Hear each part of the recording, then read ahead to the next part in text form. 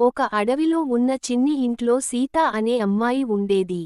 ఆమె ప్రతిరోజు అడవిలో ఉండే పండ్లు విత్తనాలు సేకరిస్తూ జీవించేది. ప్రతిరోజులా ఆ రోజు కూడా సీత అడవిలో పండ్లు కోసం తిరుగుతూ ఉండగా నాకు ఎవ్వరైనా సాయం చేయండి, దయచేసి సహాయము చేయండి అని ఏడవడం వినింది.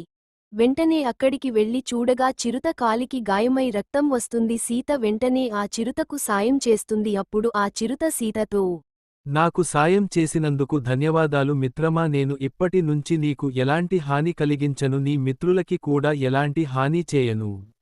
ఆ అడవి పక్కనే ఒక చిన్న గ్రామం ఉంది. ఆ గ్రామంలో రాము అనే ఒక్క పండ్ల వ్యాపారి తన తల్లితో కలసి ఉండేవాడు. రోజూ అడవిగుండా పక్క ఊరికి వెళ్లి వ్యాపారం చేసుకొని వచ్చేవాడు. అలా వ్యాపారం పూర్తి చేసుకుని తిరిగి వస్తూ ఉండగా, రాము నీ చిరుత అడ్డగించింది. నిన్ను నా నుంచి ఎవ్వరూ కాపాడలేరు అన్నీ రాముపై దూకపోయింది. పక్కనే ఉన్న సీత రాము అరుపులు విని అక్కడికి వచ్చింది. వెంటనే, హే మిత్రమా, అతనిని విడిచిపెట్టు, నీకు ఏ హాని చేయడు, ఇక్కడి నుండి వెళ్ళు. వెంటనే ఆ చిరుత అక్కడ నుండి వెళ్ళిపోయింది. రాము నీ సీత తనతో ఇంటికి తీసుకొని వెళ్లి కూర్చోపెట్టి మంచి నీళ్లు ఇచ్చింది. రాము సేద తీర్చుకొని, ధన్యవాదాలు మిత్రమా, నాకు సాయం చేసినందుకు. అయినా మీరు ఇక్కడ ఒంటరిగా వేల ఉన్నారు, మీ తల్లిదండ్రులు ఎక్కడ ఉన్నారు? నా తల్లిదండ్రులు లేరు, నేను చిన్నగా ఉన్నప్పుడే చనిపోయారు. నాకు తోడుగా ఈ అడవిలో ఉండే జంతువులు నాకు తోడుగా స్నేహంగా ఉంటాయి. నాకు సహాయం చేసినందుకు ధన్యవాదములు. ఇక నేను వెళ్తాను. అమ్మా, ఇంటి దగ్గర నా కోసం ఎదురుచూస్తూ ఉంటారు. అక్కడ నుండి రాము వెళ్ళిపోయాడు. ఇంటికి వెళ్ళిన తర్వాత కూడా రాము సీత గురించే ఎక్కువగా ఆలోచిస్తున్నాడు.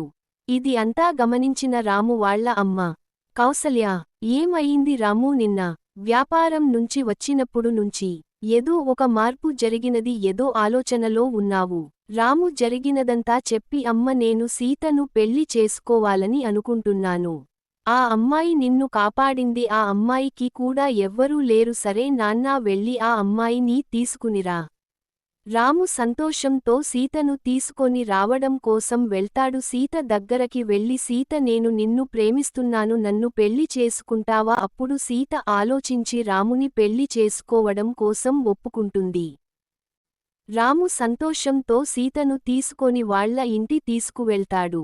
వాళ్ళు ఇద్దరు వివాహం చేసుకున్నారు. అక్కడ అడవిలో సీతను చూసి చాలా రోజులైంది అని జంతువులు అన్నీ దిగులు పెట్టుకున్నాయి. అప్పుడు చిరుత మనం వెళ్లి సీతను చూసి వద్దాము అని చెప్తుంది. జంతువులు అన్నీ కలిసి సీతను చూడడం కోసం రాము వాళ్ళ ఊరికి వెళ్లి సీతను చూస్తాయి. వాటిని చూడగానే సీత చాలా సంతోషిస్తుంది.